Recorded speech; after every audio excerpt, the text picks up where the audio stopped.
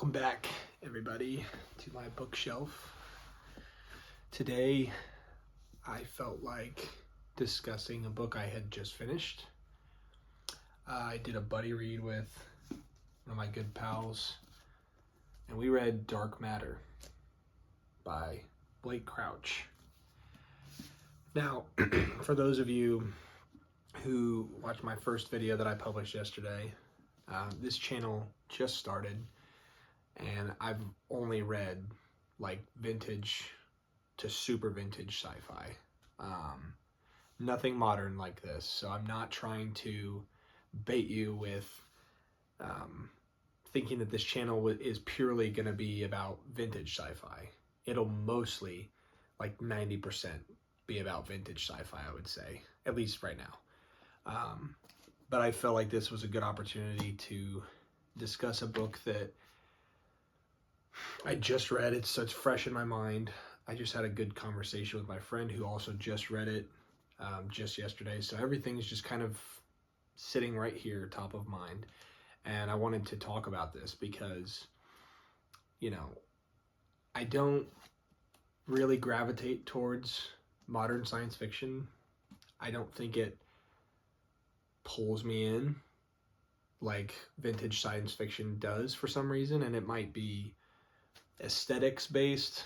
This isn't a, ugly cover, but it's not, I don't think it's all that aesthetically pleasing. What do you think? Do you like this cover? Do you like the modern typeface? Do you like the, I don't know, just the way that this book feels, the reading experience of a modern science fiction book? Or do you like, something older, like,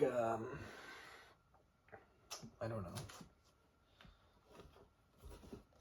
this old Lafferty Daw, the wacko cover, the much smaller typeface, the I don't know, the content especially. I'm just talking purely physical, the book itself. We'll get into thoughts and stuff about the content, the plot, and characters, but I won't waste more time setting this up. I didn't love this book. I didn't hate it. I landed somewhere in the middle. There were moments where I audibly out loud said, like I just kind of groaned, and I was just like, come on, a MacGuffin or a plot convenience that just happened to, oh, they found the thing they needed to, or they, oh, like after a few, I'm trying to figure out how much to spoil early in this video, because like that's always a thing on Booktube, I feel like, where people are like, this is a no to light spoilers video review, or this is a full, I'm going to tell you everything, so don't watch. I guess if you made it this far in the video, you're interested in knowing more about my thoughts about Dark Matter. If you've read it, keep watching, I guess. If you haven't read it, just be warned. I'll probably talk about stuff that spoils the book. But the whole plot centers around, like it even says on the inside of this dust jacket, like, are you happy with your life? That's like the central question that keeps coming up. That, the main character, Jason, he just keeps being, he's confronted constantly with this question through various characters, through various, things that happen in the plot, choices he has to make, things like that. Like, do I really love my life? What would I do to get back to my old life if I had taken it for granted? That kind of thing. And I think it's a universal concept that drew me in and I related to on a certain level. But I think my main gripe with the entire book comes from the fact that there are two major facets of the book. It's the concept of the infinite, the infinite box that you get to go into, and there's, it's the name of the book, Dark Matter, where you get to explore these infinite realities and whatnot. The concept, right? And then the other thing, which is the characters, the emotional how you feel about the plot, what happens, how are you relating to the people that are being described in the book, the humanization of the characters, that kind of thing. If with those two major things in mind, I thought that the concept was the thing that carried the novel for me. The characters really fell flat for me. I thought Jason was confusing. He was relatable at times, and then he was completely unrelatable at times. And maybe that's just my personality, but I just felt like he was written in a very, I don't want to say formulaic, but he was just written in a very strange manner that didn't feel human sometimes. And then, so the concept doing all the heavy lifting was cool, but because Crouch tried to do so much with the characterization and the, getting back to Daniela and his son, I think Charlie was his name, because there was so much opened up about these characters using the concept of like infinite selves, it sort of like got real muddy and convoluted in the middle, where you're just like, okay, so if there's infinite selves, then where does this actually end? And I think Crouch probably had a cool concept in mind. He got halfway into the book and realized, oh, I don't know how to end this, which probably happens sometimes in science fiction because of the things that the authors are exploring, the grand concepts and fantastical worlds and things like that. Once you have this huge thing, it's like, how do you close the book on such a huge thing, a huge thought experiment, the puzzle? I feel like this video is already getting long, so I'll kind of speed things up a little bit.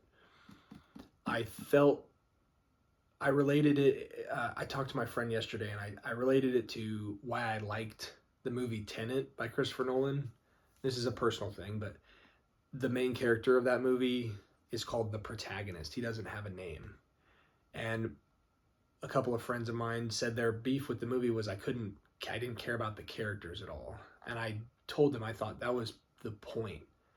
He didn't have a name. The main character didn't have a name because you weren't supposed to care about him as a character you would typically care about in a book. The whole point of Nolan's movie was like a puzzle. There's a giant concept, and it's like if you try to cram too much into that, you're gonna lose the concept. You're gonna make me worry more about the characters than the grand thought experiment that's going on. And that's what I thought this book suffered from. Too much characterization, too much getting me to try to care about characters that I just didn't care about. And it just really, it made some chapters really annoying to get through.